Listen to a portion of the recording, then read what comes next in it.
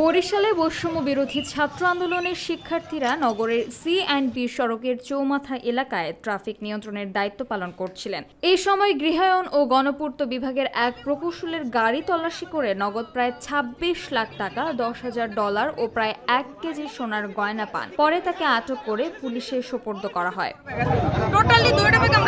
আটক ওই প্রকৌশলীর নাম মোহাম্মদ হারুনুর রশিদ। তিনি পটুয়াখালী গৃহায়ন ও গণপূর্ত বিভাগের নির্বাহী প্রকৌশলী হিসেবে কর্মরত। ৮ আগস্ট রাতে বরিশাল কোতোয়ালী মডেল থানার ভারপ্রাপ্ত কর্মকর্তা ওসি মোহাম্মদ মুস্তাফিজুর রহমান বিষয়টি নিশ্চিত করে গণমাধ্যমকে জানান, আটক প্রকৌশলী ওই টাকার সঠিক পরিমাণ এবং উৎসের প্রমাণ দিতে পারেননি। তাকে পটুয়াখালী জেলা দুর্নীতি দমন কমিশনের সহকারী পরিচালক সোমা রানী সরকারের হাতে তুলে দেওয়া হয়েছে। শিক্ষার্থীদের সঙ্গে আলাপ করে জানা যায়, বৃহস্পতিবার নগরের বিভিন্ন সড়ক এবং মহাসড়কে যানবাহন চলাচলের শৃঙ্খলা নিয়ন্ত্রণ করছিলেন তারা। অন্যদিকে স্ত্রী এবং মেয়েকে নিয়ে কালো রঙের একটি প্রাইভেট কারে করে পটুয়াখালী থেকে কুষ্টিয়ায় নিজের বাড়িতে যাচ্ছিলেন পটুয়াখালী গণপূর্ত বিভাগের নির্বাহী প্রকৌশলী হারুনুর রশিদ। বিকেলে বরিশাল নগরের চৌমাথা এলাকায় পৌঁছালে শৃঙ্খলা রক্ষায় নিয়োজিত শিক্ষার্থীরা গাড়িটি থামান। পরে গাড়িটি তল্লাশি করে নগদ টাকা, ডলার ও স্বর্ণালংকার পাওয়া যায়।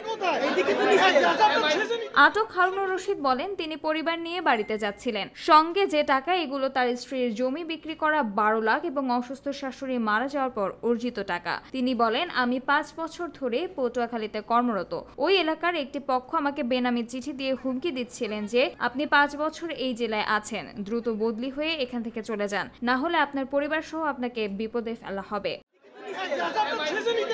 সড়কে শৃঙ্খলা রক্ষায় নিয়োজিত বিএনসিসির সদস্য শাকিল হোসেন বলেন, হারুনুর রশিদের কাছে বিপুল নগদ টাকা, ডলার, সোনার গয়না এবং ব্যাংকের চেক পাওয়া গেলে সেনাবাহিনীর টহল দলকে খবর দেওয়া হয়। দায়িত্বপ্রাপ্ত সেনাবাহিনীর সদস্যরা ঘটনাস্থলে এসে হারুনুর রশিদকে কোতোয়ালী মডেল থানায় হস্তান্তর করেন।